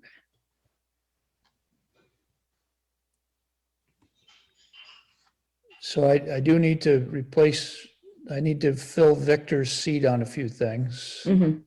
So the Personnel Committee being one. Anybody? I think since Esther needs to go on a couple of these, I think. So Yep. Yeah. I would like to see, ask her preference, what she would like to be on. And I'll be okay to move a couple of my committee assignments if Esther is wanting to go to any of these. So I'd like to hear her opinion. Would you like to be on the personal committee or the It town? meets very infrequently. No. But I do want to say, Fahad, thank you so much. That was so thoughtful. I appreciate that. Is there something here that you have an interest in? Yeah, I would love to do the town and school committee. Okay. Sounds like a good one. Let's see. Also,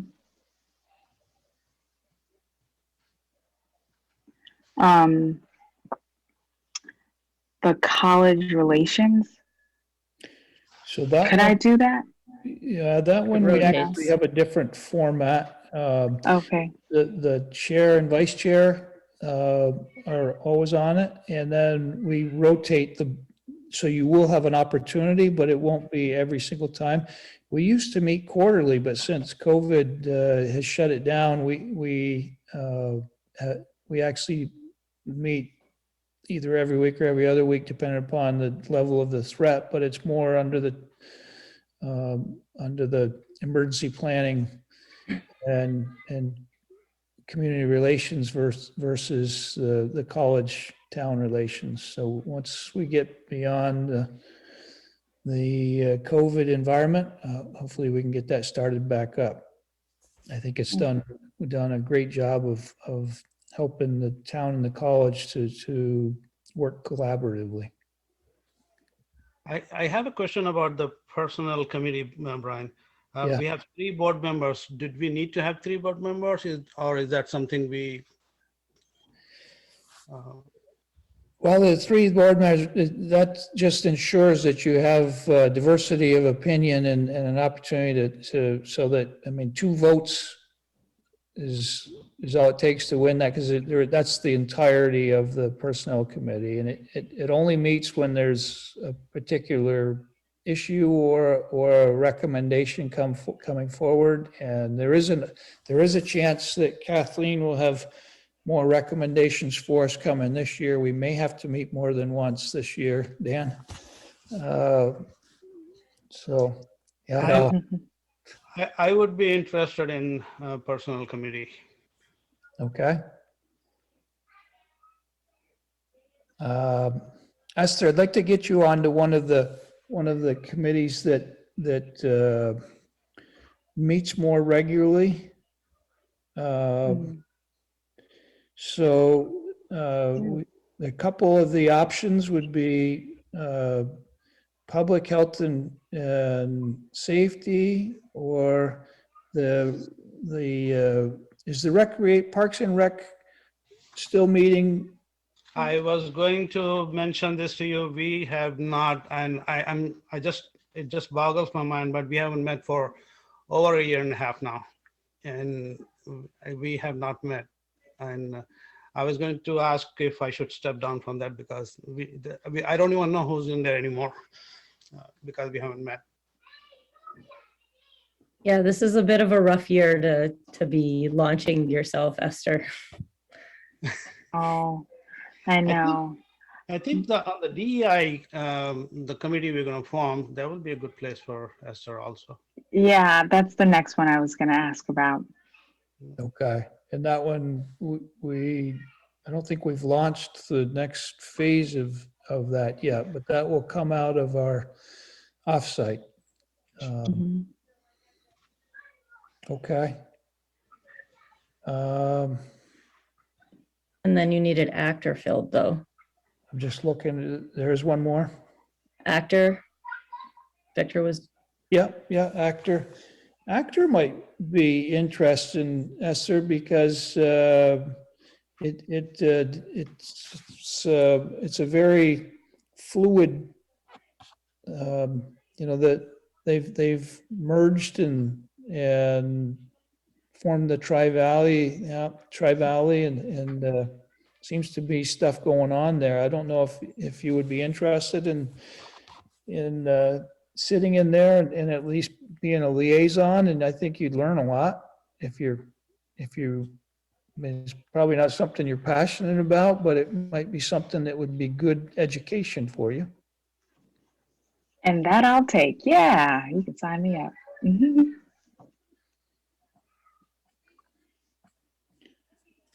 All right, well, that takes care of that. Is everyone, I mean, sorry to take another minute. I mean, I'm happy where I am, but I'm also, you know, is anybody dying to be on infrastructure? And I'm taking your spot because I'm willing to rotate things if people would like to. Everybody's dying to get on infrastructure. It's so exciting. We have so much time on our hands. It's the only thing you can touch and see and feel. Okay. I mean, the other option would be if you wanted to swap with Esther and take Actor and have Esther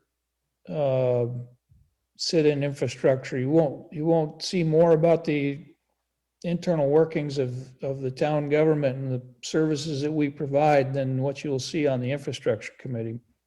That is true. It's a good education and that's where all the money, that's where all the money is. They meet once a month, sometimes twice a month on a Thursday morning at like 9. You know, I was being funny, but I think Lindsay is also pretty passionate about that committee.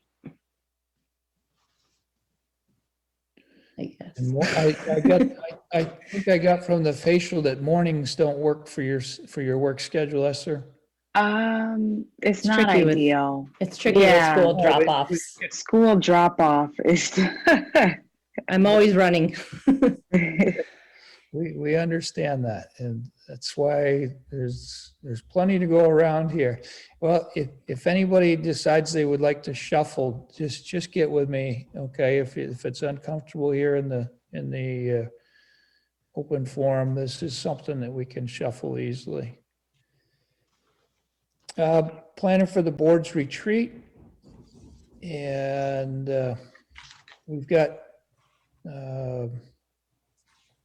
April 27th, if everybody could check their calendars and make sure that works. So that is for 45 minutes before your usual meeting. Do you think that that would be sufficient for any discussions you may have?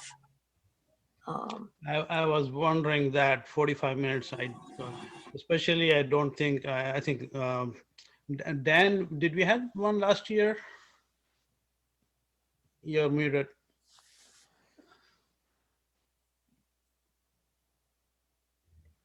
We had a very streamlined one last year. You're still muted. Nope. Nope.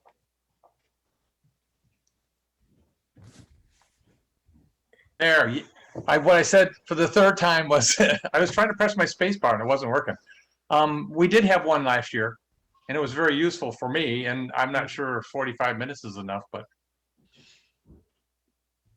that's a lot of information in a short period of time.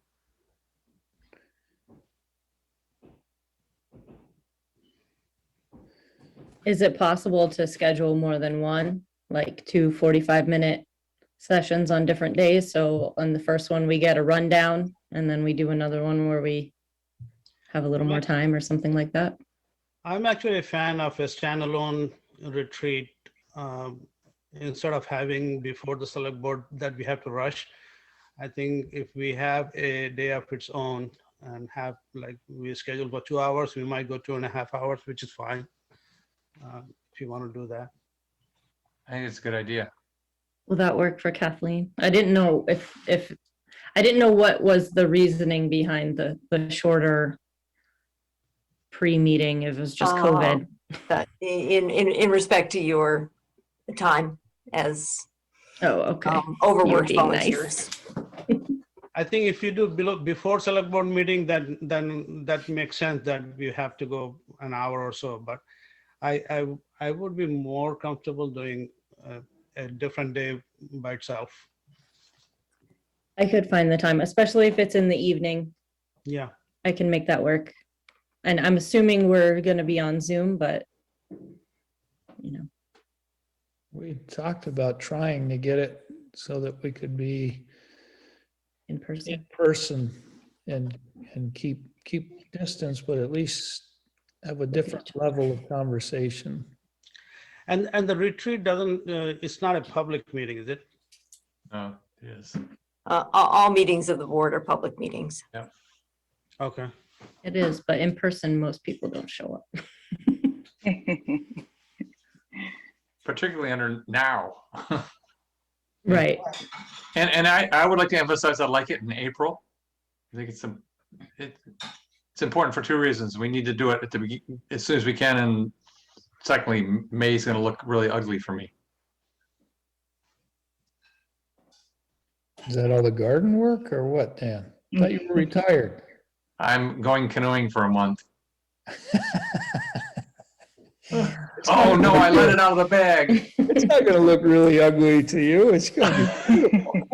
I was trying to downplay it. I'm really excited. I guess I would be too. Call in from the canoe.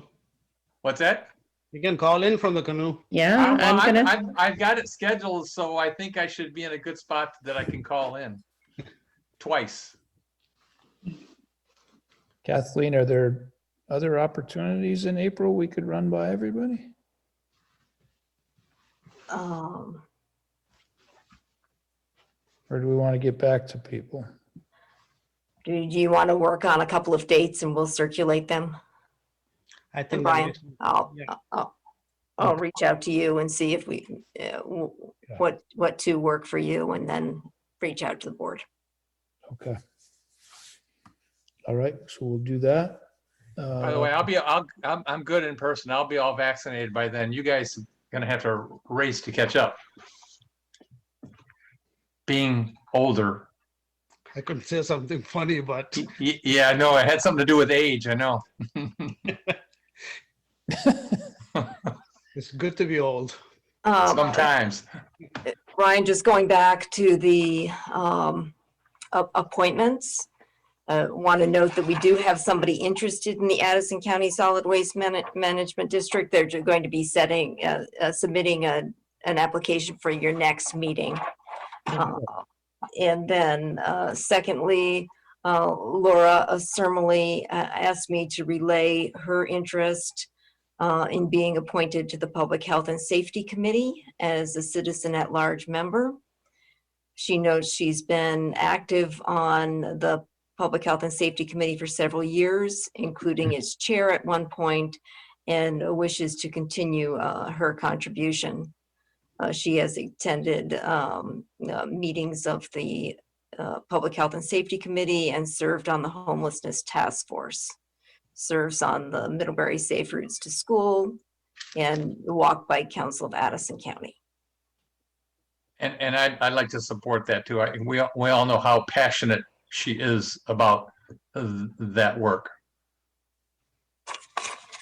So maybe that's something else we can discuss at the retreat, depending on when we have it. Okay, so we'll get back to you. I'll get with Kathleen. I've got a bunch of stuff that I have to sign, so I'll swing by Thursday, Kathleen. I'm going to be at one of the other stores tomorrow, but maybe we can catch up and look at our calendars. I guess that moves us to 16, Kathleen, on the budget reports. We went over the budget reports for January last time. No real change for them since then. Noting that while expenditures are slightly down, or slightly under budget due to COVID and some cutbacks in departments, we're also down on revenues, or less than forecasted. So we'll be tracking that through the end of the year. Not a lot to add. Any questions of Kathleen on the budgets?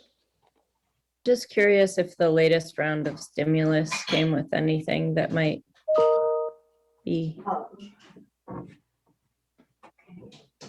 Obviously not enough money to fix that light.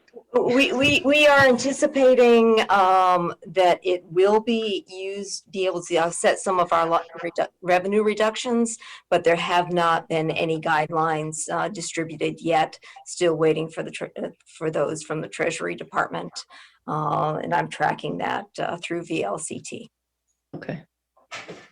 Kathleen, what's the latest dollar figure estimates that you heard? That were gonna- VLCT is saying it's about $99 per capita.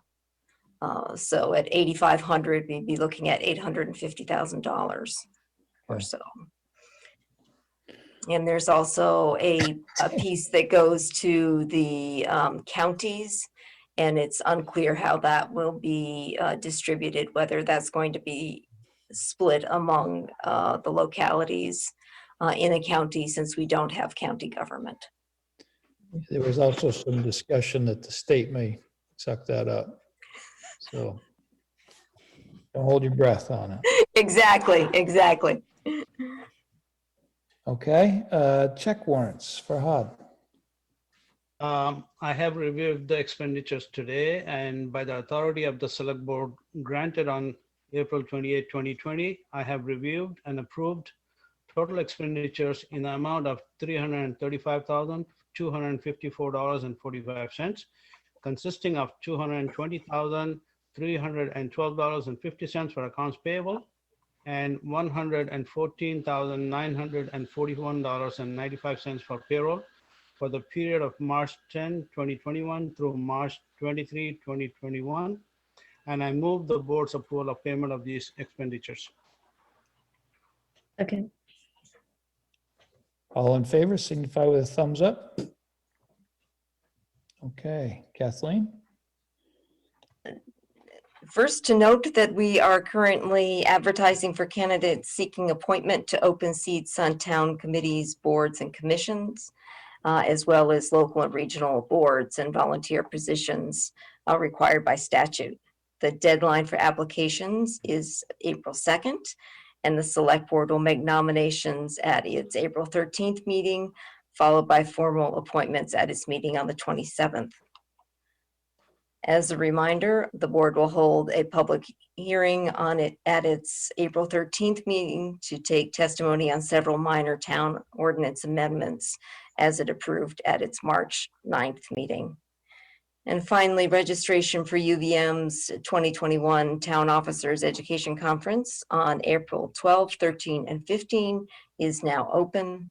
And an agenda is available in your packet, along with information how to register for this free conference.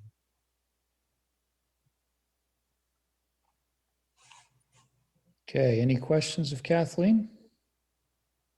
And also you can attend some or all of those events, right? Yes. Dan? Yeah, Kathleen, tomorrow morning is the training, and I haven't received a login or anything for Zoom, have I? I haven't seen it. Yeah, I got it. Okay. Check your spam folder, Dan. Yeah. Lindsay, are you set? And Esther, have you received yours? I did. Thank you. Lindsay?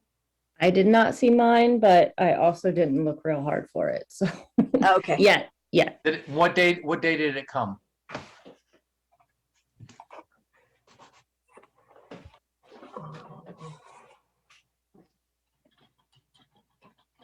They did send a reminder today. Yeah. Yeah, I got that this morning. 8:58 a.m. this morning. Okay. And it's coming from VLCT, not from Kathleen. That's what I thought. Mine got sorted away from my regular, I mean, I don't know if you have Gmail or what, but Gmail I have, yeah. mine sorted it into updates. Okay. while we're talking, I'll start looking on in the computer here, so. You want me to send that email to you? You can, but I think these are unique to each of us. You can't use mine, I don't think. Okay. Okay. I'm going to go on to board member concerns then. Lindsay? Oh, I don't really have any concerns, but thank you. Okay. Esther?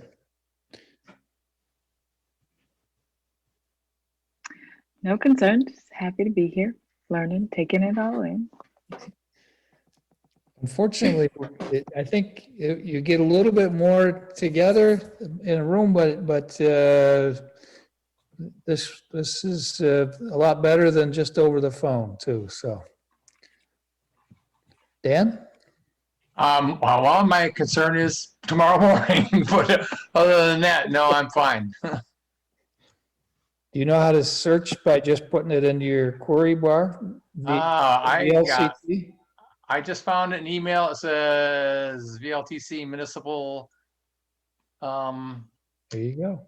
The assistant tomorrow, 3/24, 9 a.m. Join us for the Virtual Select Board Institute. Okay. But it says for me, it says it's not too late to sign up. It's an email that says click here to sign up.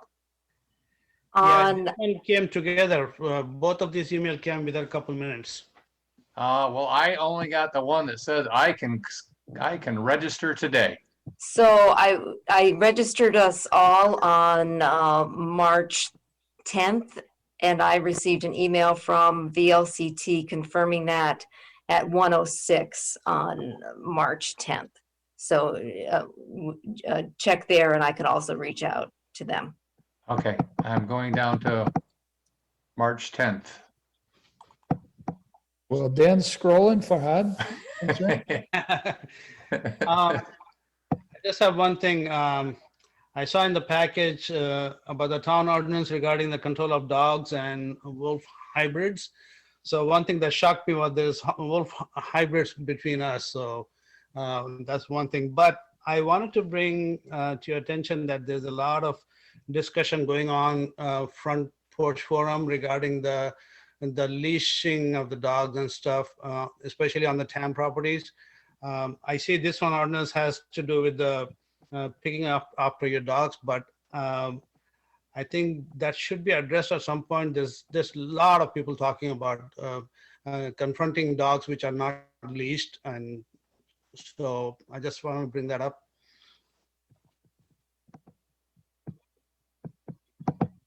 Okay. And is there anything that we've missed here, Kathleen? I think we're good. All right, I'll seek a motion to adjourn. I'll get back to you. Kathleen will get back to you after she and I talk about dates and we'll figure out what date works best for everyone, hopefully. Okay. I'll move to adjourn. Second. All in favor? Okay. Okay. And Good evening. Thank you. good night, everybody. I'm going to talk to Kathleen in a minute. Yeah, but- let's get you straight here.